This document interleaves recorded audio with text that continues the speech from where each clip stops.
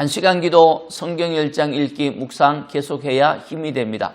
욥기 26장 1절에서 14절 땅을 허공에 매다신 하나님.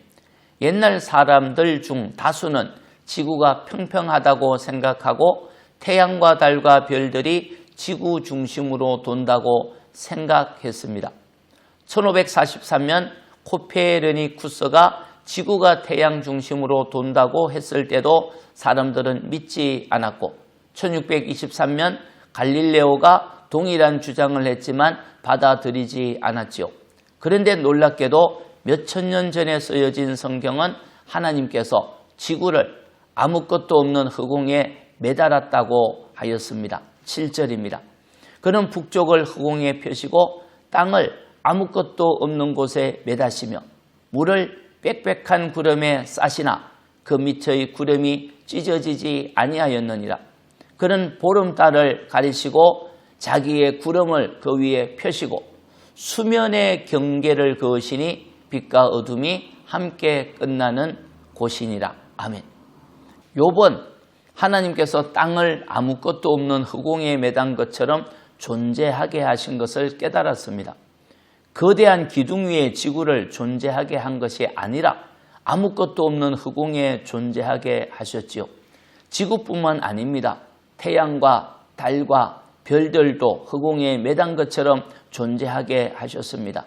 땅의 크기와 무게가 얼마나 될까요? 어마어마한 무게와 크기의 지구를 누가 허공에 매달 수 있겠습니까? 하나님께서 지구와 태양과 별들을 존재하게 하신 것만 깨달아도 하나님을 경외하고 섬기지 않을 수 없습니다. 하나님은 땅을 아무것도 없는 허공에 매달아 단순히 존재하게만 한 것이 아니라 살아있는 생명처럼 자전과 공전으로 움직이게 하였습니다. 또한 수많은 별들이 있지만 지구와 부딪히지 않게 하셨지요. 하나님께서 그렇게 하시지 않았다면 지구는 별들과 충돌로 벌써 사라졌을 것입니다. 하나님께서 사람들이 살아가는 땅을 축복하셔서 안전하게 하신 것입니다. 하나님의 놀라운 은혜를 깨달아 알기만 하여도 주님을 경배하고 찬양합니다. 과학자들이 정확하게 설명하기 전에 욥은 하나님께서 땅을 아무것도 없는 허공에 매단 것처럼 존재하게 한 것을 이미 알았습니다. 과학보다 성경이 먼저 증언하고 있지요. 하나님께서 행하신 놀라운 일들은 엄청나게 많습니다.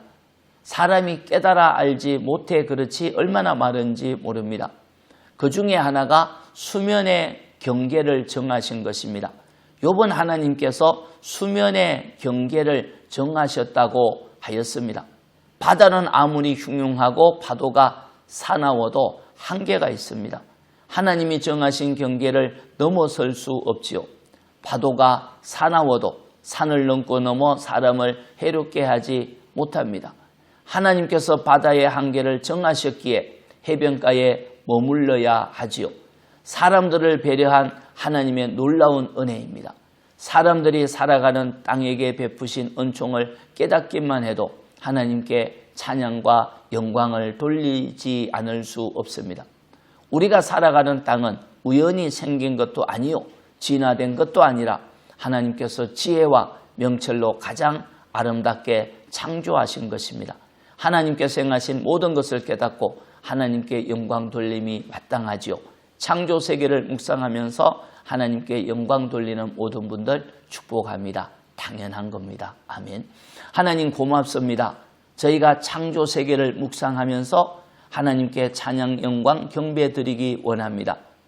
허공에 매단 것처럼 지구를 존재하게 하셨고 수면의 경계를 정하셨고 여러 가지를 정하셔서 사람들을 복되게 살아가게 하신 하나님을 찬양합니다. 영광받아 주옵소서. 예수님 이름으로 기도합니다. 아멘. 기도입니다. 첫째, 하나님이 행하신 것을 깨닫게 하소서.